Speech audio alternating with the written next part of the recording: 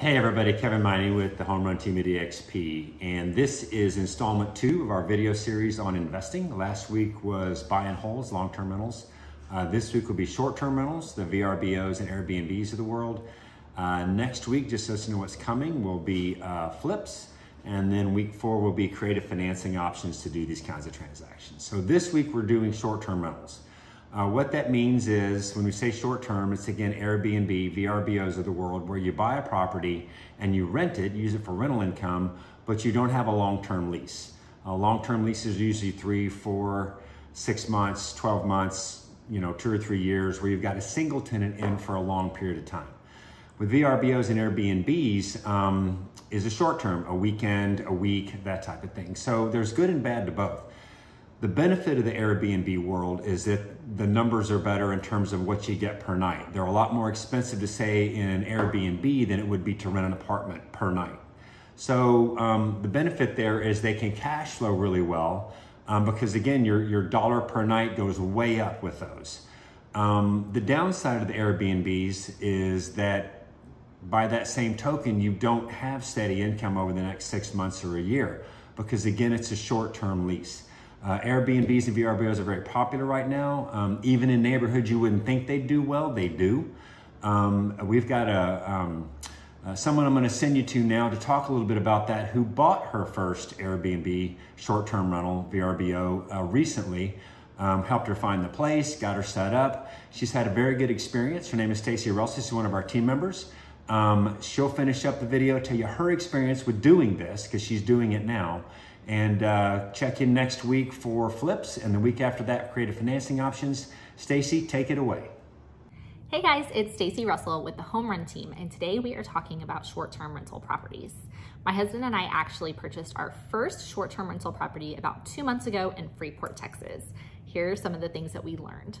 The very first thing that we needed to do was sit down with our lender and make sure that we understood the difference between an investment property and a primary residence.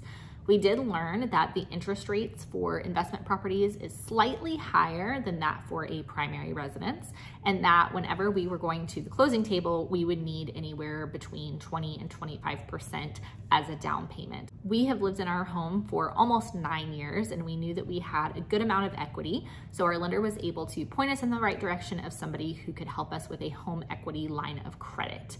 So from there, we had to apply for that. They were able to tell us how much equity we can take out of our home, and then we were able to use that money as part of our down payment for the home that we ended up purchasing. Once we knew the number of how much equity we could take out, we then put the application in with our lender so that we could get pre-approved and know exactly what we could afford. We began looking at properties on the MLS, and then we used a tool called AirDNA, which will show you the properties broken down by zip code that are listed on Airbnb and VRBO, or both. You're gonna be able to take a look at all of those different properties and see how much they're charging per night, what their occupancy rate is, and then also what amenities they have. From there, you kind of know what you're going to need to be looking for whenever you are searching for your home. We took a day to drive down to Freeport and look at the properties that we liked. And from there, we were able to use the spreadsheet on AirDNA and Bigger Pockets, which is another website that a lot of investors use, and plug the numbers in to make sure that the numbers were working in our favor as far as occupancy rate and what we wanted to get from the property.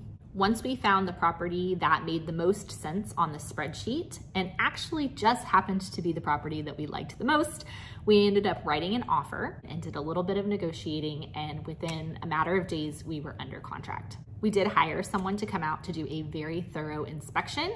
This was an older home, and we wanted to make sure that we were not going to get into any kind of liability issues or have to deal with anything that was going to cost a lot of money to fix before we could start renting it out. After we went through the inspection process, we just had to wait for the appraisal. The appraisal came back, we made a value, and we were able to get the keys to our property and close within about 4 weeks. When we purchased this home, we knew that there were just a few cosmetic things that needed to be fixed, but overall the bones were very good on this house, and the previous owner had done a lot of updates. So we did not have to spend a ton of money or time trying to fix it up. All in all, it took us about a month to get everything up and running. We did hire a professional photographer to come out and take pictures for us. And then from there, it was just getting the listing up on sites like Airbnb and VRBO. Remember that people that are staying at a short-term rental are going to expect amenities like they were staying at a hotel. So anything that you can put into your home that is going to add value is going to really help get that clientele into your home. Both Airbnb and VRBO have a lot of resources for people who own short-term rental properties, and it kind of helps them with a checklist of things that should be included on the property in order for you to get the maximum amount of people to stay and the maximum amount of profit.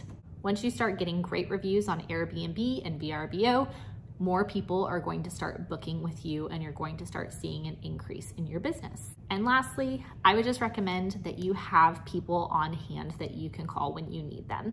A lot of different people are going to be staying in your property, and so you want to make sure that it is a seamless transition from one guest to the next.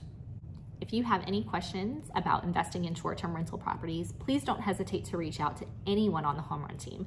We would love to be a resource for you and help you reach your real estate goals.